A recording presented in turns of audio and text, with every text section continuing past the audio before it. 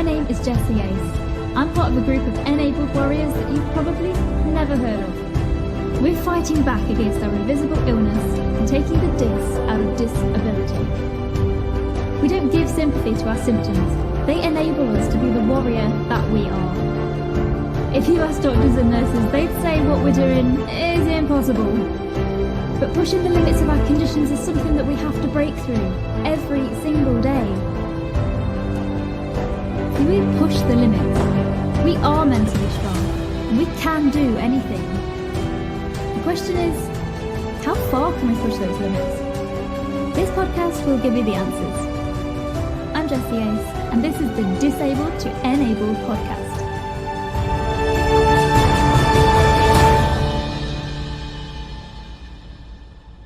Enabled Warriors, I'm afraid that I have some bad news today. This week's guest episode will unfortunately be the last one for a little while. It's been an awesome year and a half, 2 years, and we've decided to take a little break for a little bit just to focus on some illustration projects and some different things. This experience has been incredible, and the guests we've spoken to so far has been absolutely amazing. And I'm so grateful to each and every one of you that's downloaded, shared, and helped to make it a success. If you've enjoyed the show and you'd like to say thank you, then please show us by donating to our Patreon. You can go to patreon.com/DisabledtoENabled, and you can still get our Enabled Warrior Symptom Tracker book on Amazon. So just search Enabled Warrior Symptom Tracker book. Thank you so much to everybody. And here is our last episode with Katie Collett, WAVY News TV anchor. Hey, okay, so the first part of our episode is where we discuss our guest's diagnosis story. So you're going to learn about their health condition, how that affects them, what they take for it, and the advice that they wish they'd heard at the start of their journey that they want to pass on to you. Do you want to meet today's guest? Enabled Warriors, our next guest is a morning TV news anchor on WAVY-TV, diagnosed with MS in 2012 after experiencing sharp pain and losing vision in her right eye, becoming colourblind. Everything happened just after 15 days of her wedding day. Oh my goodness. She now commits as much time as possible to raise awareness of MS by sharing her story, hosting luncheons, and getting involved with fundraising events. Enabled Warriors, please help me in welcoming to the show the amazing Katie Collett, everybody. Woo! Thank you for having me. Hi. It's so great to have you here today. Thank you so much for coming. I'm glad to be there. Let's jump straight in and chat about your initial diagnosis. Like, how did you first know that something was wrong? Sure. It was in about July of 2011. I have to look at my anniversary date on the wall. Yes, 2011. And, or 2012, excuse me. And I was married in 2011. So July of 2012, I noticed sharp pain in my right eye. And then I wasn't able to see very well out of it. I don't know if anyone has ever suffered from migraines and you get these auras sort of, so you can't really see well. And I thought, well, maybe I'm getting some sort of weird migraine, or maybe I have a torn retina. And oh, how I wish it was a torn retina, but no. So I went to my eye doctor. He ran a bunch of tests on me and found out that suddenly in my right eye, I was now colorblind, and just all different things. He could tell that I wasn't seeing properly. So then he sent me to an ophthalmologist who diagnosed me with optic neuritis. And the ophthalmologist said, 1 in 5 people with optic neuritis have multiple sclerosis. So we're going to get you tested. And he was like, don't worry. I'm sure you're okay. Yeah, right. So I got the MRI, and very shortly after I was diagnosed with MS. And that totally threw me off kilter. Again, it was 15 days before my 1-year wedding anniversary. So in sickness and in health, from our vows really truly came into play. But my husband didn't bat an eye, except when we cried together at the very beginning. And I just looked at him that day that I was diagnosed, and I said, you know, something good has to come from this. And I was like, God gave me this for a reason, and we'd figure out what it is. And I'm very fortunate to work for a television station that truly, truly backs its employees. And when they found out I had MS, they really all got behind me, all the employees, my managers, everybody. And I said, you know, when I'm ready, I want to let our viewers know, and I want to be able to truly be an advocate for this disease, because as you know, MS doesn't have a cure, and that is not good enough for me. So they said, absolutely. And then from that moment on, I started speaking out for multiple sclerosis and the need for research and the need for funding and the need to find a cure. That's amazing. And it's really great when I think something like this happens and you have two choices. I think you can either go down the route of going, well, I'm going to feel sorry for myself. I'm going to be really sad. I'm going to be really depressed about it. Or you flip it on its head and you go, okay, something is going to be good that comes out of this and I'm going to make that happen. And I think that is definitely the most amazing option. Absolutely. And it's when you're first diagnosed, it's okay. I mean, frankly, anytime you feel sad about it, look, MS is not fun. So if you feel bad for a day, go ahead and feel bad. It's okay. If you're having a bad day, that is okay. It's just when you start to spiral down that rabbit hole that you get into that sadness and depression. And that's when you really have to try to find something to cling to, something to really help you, pull yourself out of that. And being able to help others and raise awareness is something that helps me stay positive. Because in the beginning, I went through the stages of grief because, when you're diagnosed with MS, you do feel like a part of you died. And at first you think you're going to die until you realize, nope, I'm still me, just with multiple sclerosis now. So, you go through that sadness and confusion and then anger and then finally acceptance. And then once you reach acceptance, that's when you can really start to figure out, okay, now I have MS. What am I going to do with it? And 100%. Yeah. For me, I'm going to. And the grief cycle is something that we all go through as well. And it's something that's not spoken about enough, which is really, really frustrating. And, I know my grief cycle lasted about 4 years, if I'm honest. Like, it lasted a really, really long time. Some people go through that in a day and they're just going to go, okay, I feel great now. It's fine. I'm just going to move on and deal with it. But yeah, and it sounded like it was kind of that process for you. It sounded quite a quick thing. It was, I would say it was about, I went from crying every single day, like full sobbing on a regular basis. Yeah. That transitioned after a couple of weeks. And then after, I would say about 6 or 7 months, I was able to finally get a full day in without crying or without constantly thinking, I have multiple sclerosis. Yeah. And it's just, in the beginning, it's just, that's all you think about is you have it because you're wondering, what's my next symptom going to be? Is this it? Like if there's even a twinge in your body, you're like, is that my MS? And you really have to get to a point where you realize that, that one little twitch in your cheek is not multiple sclerosis. It could just be something else. So you have to really kind of learn how your body copes with the disease. But yeah, I would say for me, it took about 6 months after my initial diagnosis to deal with that stage of the grieving process and to be able to just accept it and move forward. 100%. Yeah. I mean, how does it kind of affect you day to day now? Well, to talk about now, I have to rewind a little bit about, was it 3 years ago? 2012. So in 2016, I had a flare-up because for those 4 years, from 2012 to 2016, I had optic neuritis for about 16 months, and then it went away, and I didn't have anything else. I had no other symptom, and I was like, this MS thing, no prob. Then, it was the weekend before Valentine's Day. My husband and I got out of bed, and we were going to pick up our son at my in-laws' place, and we stopped at a place to have breakfast. And I noticed that my foot had been numb, and I thought, I must have slept on it wrong. And then when we got to the restaurant, it was still numb, and it was about a 20-minute drive to the restaurant, and your feet don't stay numb, when you slept on them wrong or sat on them wrong. So I looked at my husband and I said, my foot has been numb since we got out of bed this morning. So I said, not to frighten you, but I think this might be something that we need to pay attention to with MS. And he said, okay. And the next day, I was numb up to my knees. So I called my neurologist, and they brought me in to give me the Solumedrol, the steroid infusion. And they started that. Well, the next morning I got up to get ready for work, and I was numb from my feet to my hips, and I stood up and I fell back onto my bed because I wasn't used to that sensation. And I was furious because I'm a really competitive person, and I felt like MS was trying to defeat me. And I know it sounds so corny, but I was like, absolutely not. I am going to work today. I'm wearing my high heels and I am doing my job.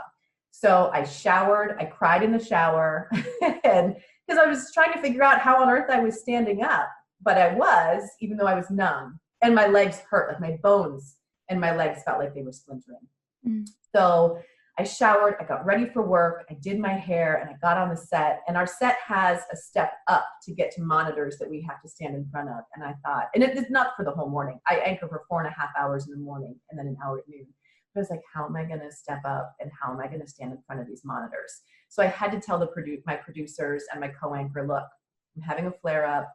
I don't know how this is going to work. So my co-anchor would help me get to the monitors. He'd kind of stand behind me and I'd sort of like lean back on him a little bit. And we made that work. Well, then I got another dose of steroids. And then the next morning I was numb from my feet to my chest. And then each day after that, it sort of progressed up, but in like a rectangular shape almost. So like the numbness would go away from my feet, but as it did, it would climb all the way up. And it's the strangest sensation to not feel your lungs, because you don't realize you feel your lungs when you can feel your lungs when you breathe as a normal person, but when your whole chest is numb, you don't feel them anymore. So strange. And then eventually, it was about a year, the numbness kind of went out down my arms and into my hands. And then my body is about, I would say about 12 months. It all went away except for my hands. So my hands now on a regular basis, like right now from this knuckle to this fingertip is numb on every finger. Some days I wake up and I have feeling and other days I don't.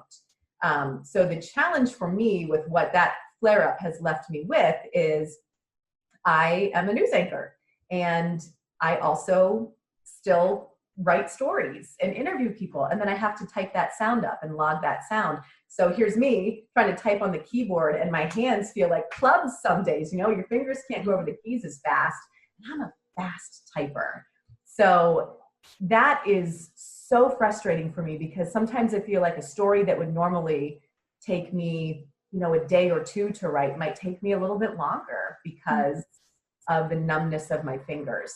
But that flare up went away and that, I just have the remnants with my hands, but others have it worse. So I'm like, you know what? I'll deal with the hands. I'll deal with that issue. Because there are moments in the day I can feel them, but the majority of the day I can't.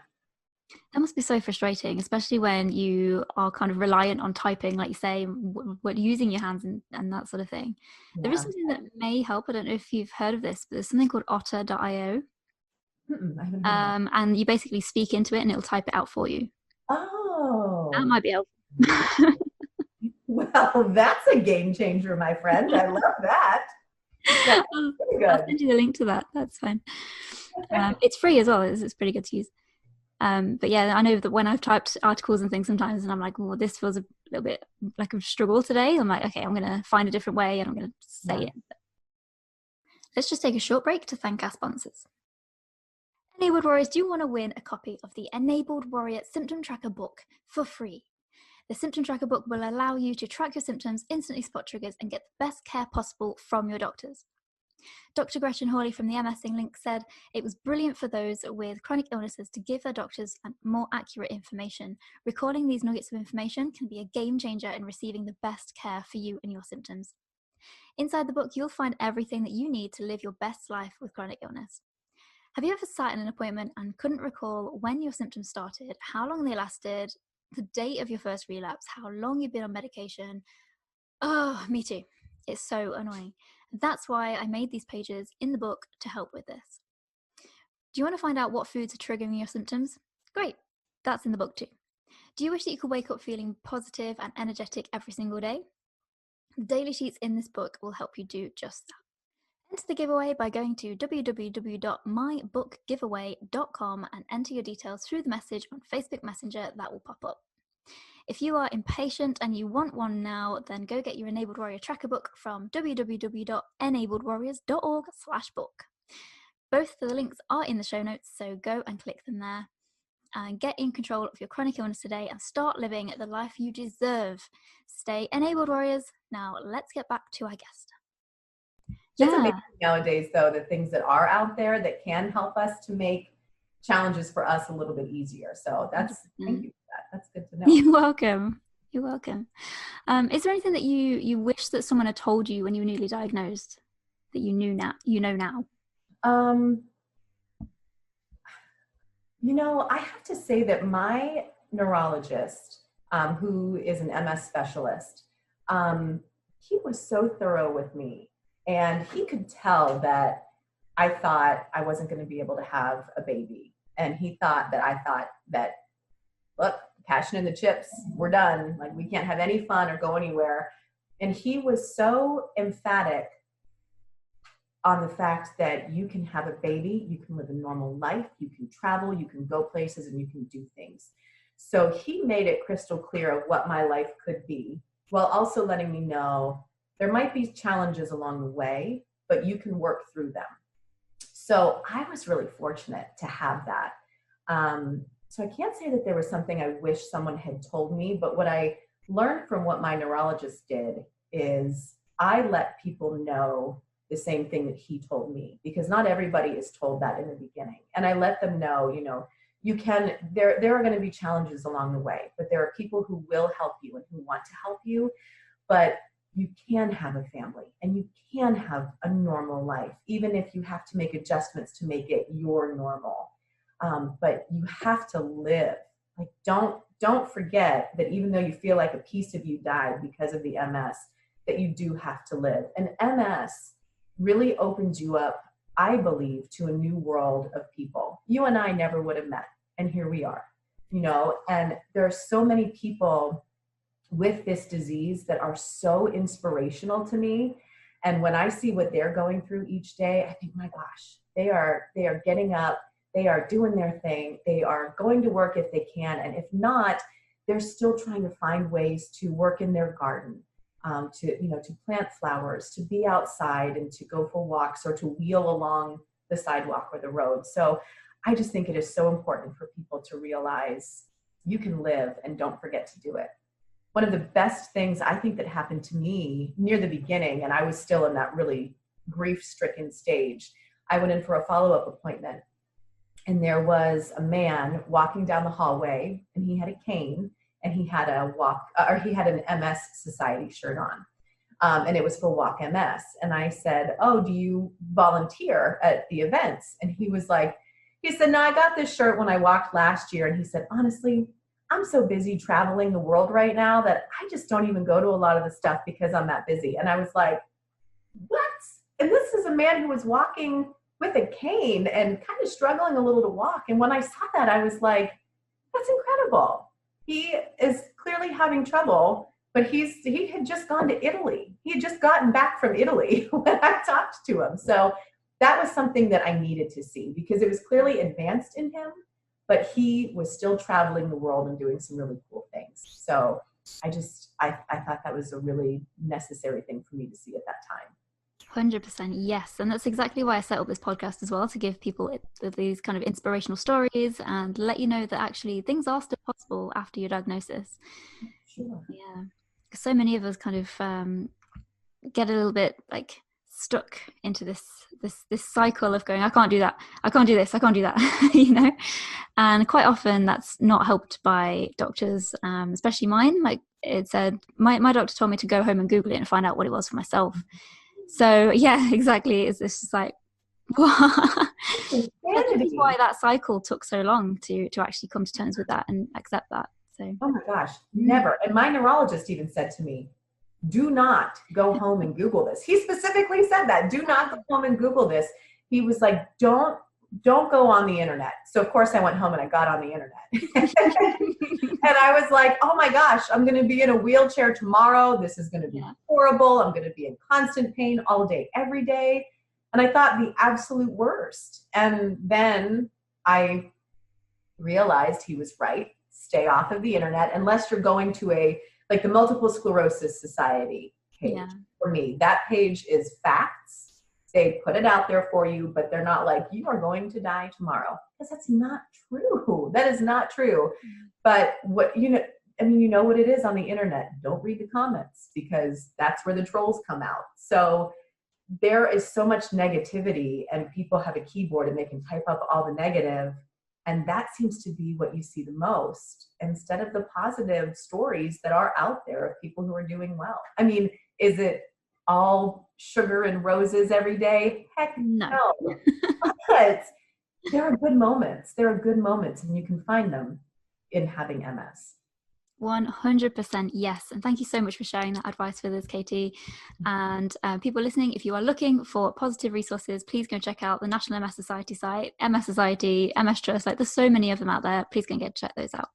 And avoid Facebook groups, unless it's the Enabled Warriors, obviously, because we are a positive group. Yes. Let's head into part 2. That is the end of part 1, guys. How awesome was that? I can't believe what was shared. Thank you so much as well to you for spending time with us.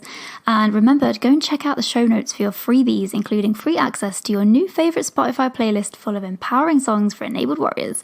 That was the perfect pick-me-up on a bad day. And join us next time to find out what our guest today has managed to do because of their diagnosis. We will see you there, warriors. Hey, I'm over here giving you a virtual high five right now, Enabled Warrior, because you just completed another episode of the Disabled to Enabled podcast, and that is so awesome. Well done. This time together has flown by though, so let's keep the conversation going. You are exclusively invited to join me in the Enabled Warriors Facebook group. We're a community of like-minded warrior friends with all kinds of different illnesses. We love playing games, doing quizzes, sharing our pet photos, and we are all there for each other through the bad times. All the links are waiting for you in the show notes, so I'll see you in there when you join.